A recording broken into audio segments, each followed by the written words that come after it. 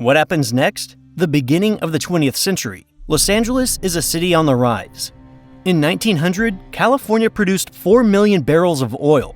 By 1920, that number had risen to 77 million. Oil derricks were springing up like mushrooms after rain. In the 1920s, new fields were opened: Huntington Beach, Long Beach, Santa Fe Springs, Dominguez, and Inglewood. In 1921, a well was drilled on Signal Hill, which spouted a powerful fountain of oil. The area, already built up with houses, instantly turned into a forest of oil derricks. It was nicknamed Hedgehog because of the abundance of wooden towers.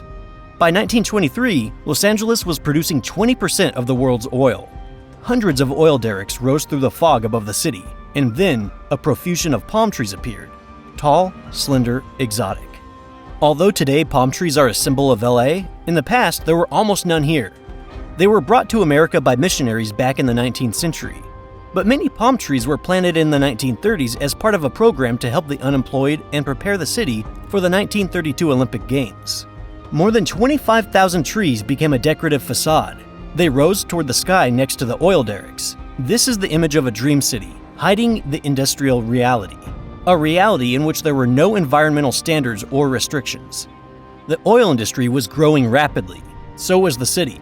At the time of the drilling of the first Doheny's well in 1892, just over 50,000 people lived in LA.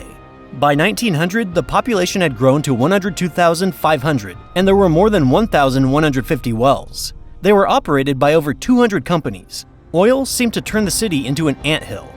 By 1930, the population had already exceeded 1 million people. Derricks stood everywhere, between residential neighborhoods, in backyards, on the sidewalks.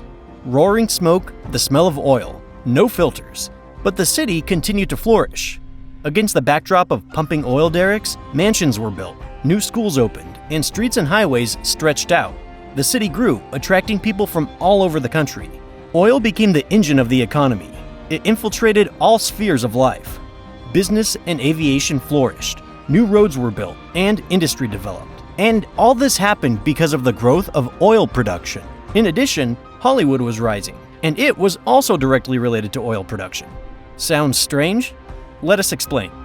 Many early Hollywood investors made their fortunes in oil. Back then, the film industry was something new, fashionable, and glamorous.